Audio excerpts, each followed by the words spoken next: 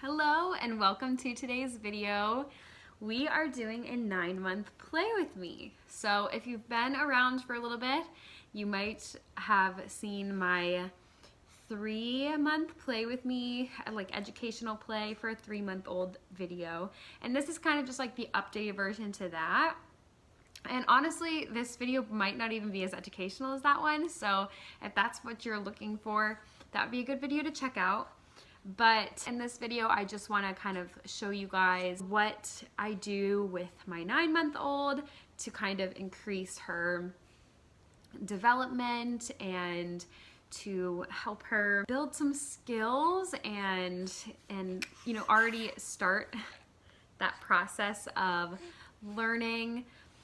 I mean, honestly, like, you cannot start building those skills soon enough. Reading to your child, talking to your child, building those communication avenues, they are honestly such game changers for your baby. So if you are not reading to your baby and talking to your baby, having conversations with them, I highly encourage you to start doing those things. It will increase their ability to speak so much. Rosie cannot say any words at this point. She will respond to something, like I'll ask her a question and she will respond. And if she was saying the right words, making the correct sounds, like it would be right. Like she already can, you know, she would be like, instead of just being like ba, she'd be like ba ba ba ba ba ba ba ba ba ba. Like, you know, she already like knows how to make the tone of her voice go. So I really attribute a lot of that to talking to her and to especially reading to her. We read all kinds of books, which is what you're gonna see in this first clip. So I have I have kind of like a longer book that has like,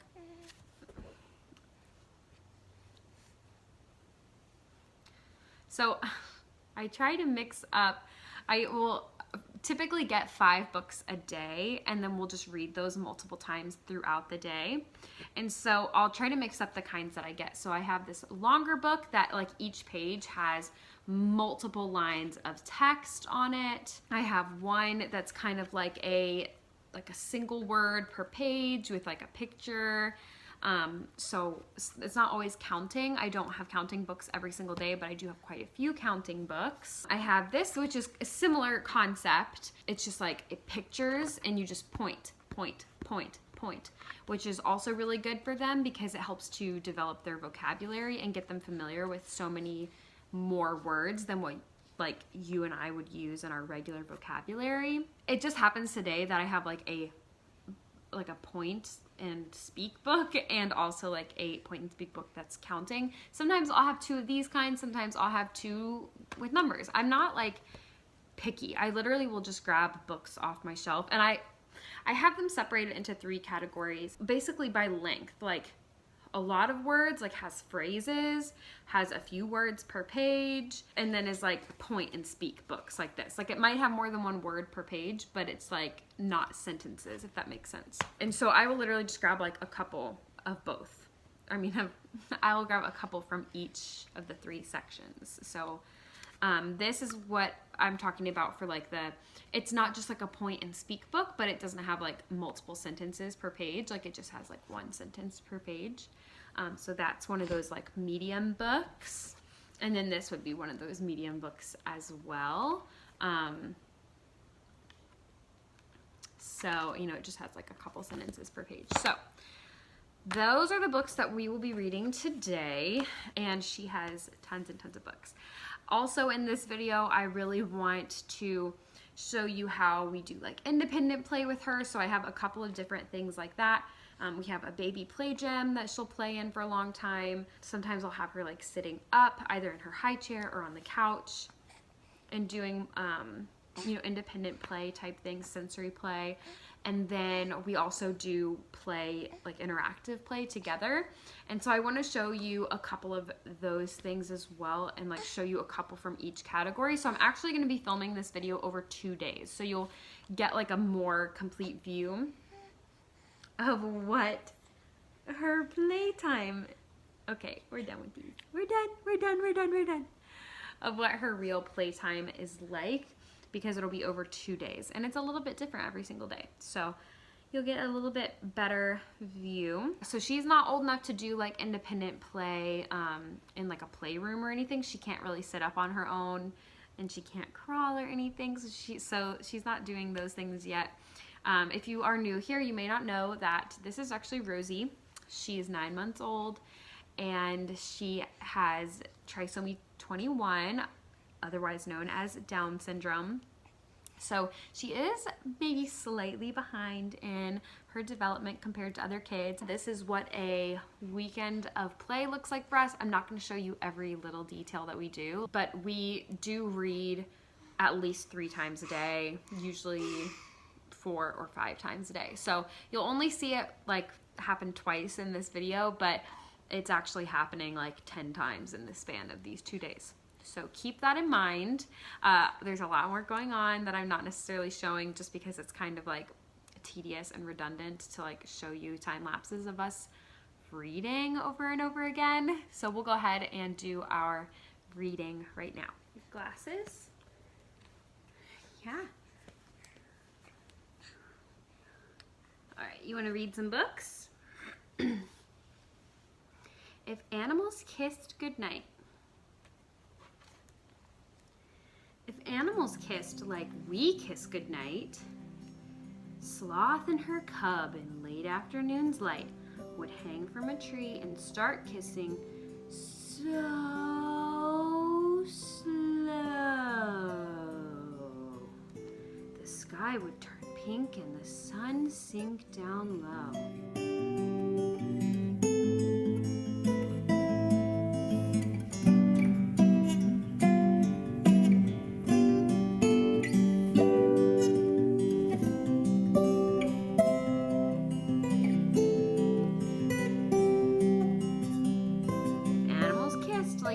Goodnight, the sky would turn black, the moon would shine bright. All would grow quiet with all tucked in tight. But the sloth and her cub still kissing good night. The end. Yay!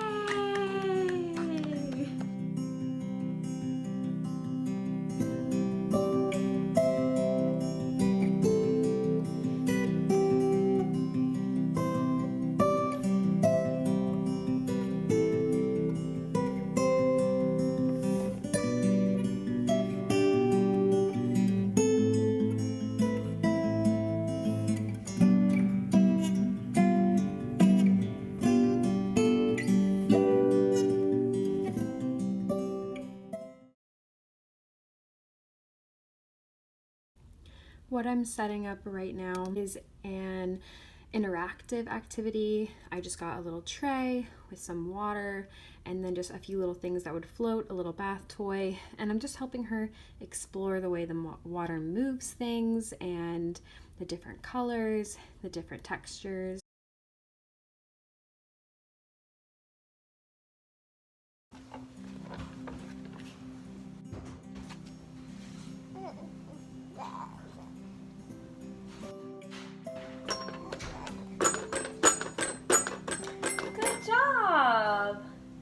Good job, Rosie.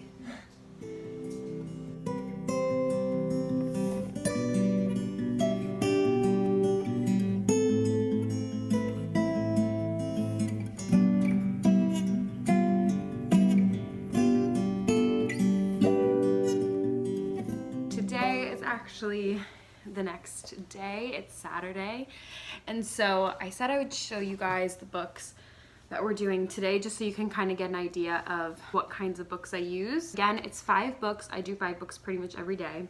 This little baby animals book, it has like feeling type things, which she's just really started to get into. This has is what I would consider like a medium book. It's just a couple lines per page. And then we have like another point and look book, or point and speak. And this is also Spanish words. We have quite a few books that have Spanish in them. This is what I would consider a bit of a longer book because it's a few more lines per page and it like tells a story the whole way through. Then Brown Bear, Brown Bear. This is another like medium book. I mean, it's kind of medium long, really, either one. And then this is definitely a longer one. It has a few lines per page and tells a story, but yeah. And this is actually one of my favorite books. It's called The Day God Made You. It's written by Rory Feek, and it's actually about his daughter with Down syndrome. So I love that book. I love supporting those kinds of things. But those are the 5 books that we're doing today. So.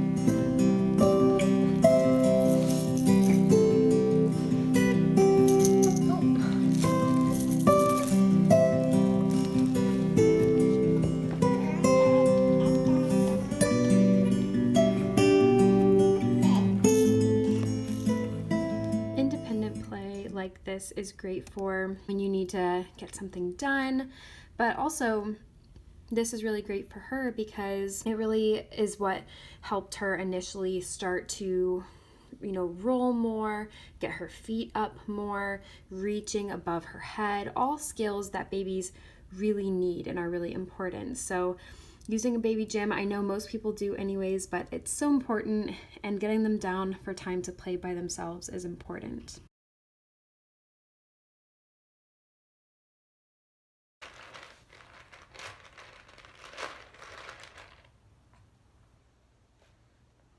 What you got? Simple pasta. Wait, what is that? I'm watching her. Okay.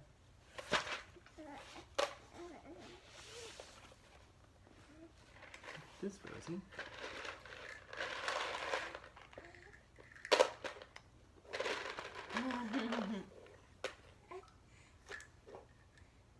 Good job.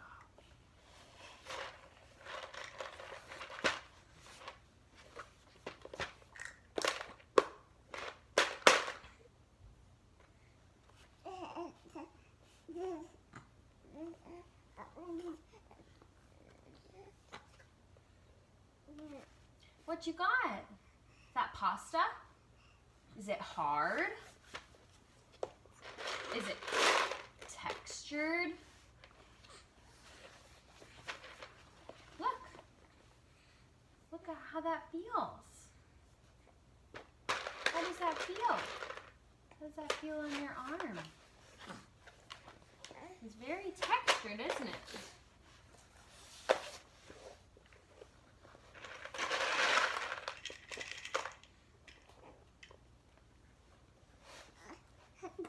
Can you shake it? Shake it to make it make noise? Shake it, shake it, shake it.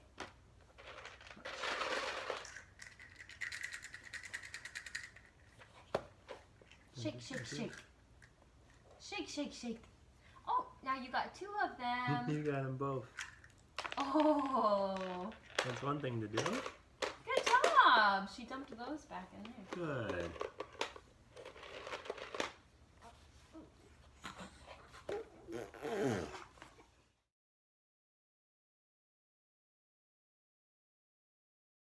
Play like this is really great for her to explore new toys. I try to only give her 1 toy at a time. This one's great because it has a few different components to it, and it will age with her as well, which is really awesome. But this is just a really great time for her to explore her surroundings and figure out how to play with 1 toy at a time. I do help clean up after her, as you can tell, but you know, eventually these are things that she's going to figure out on her own. She realizes when she drops a toy that she doesn't have it anymore. I can start to see those ideas progressing already.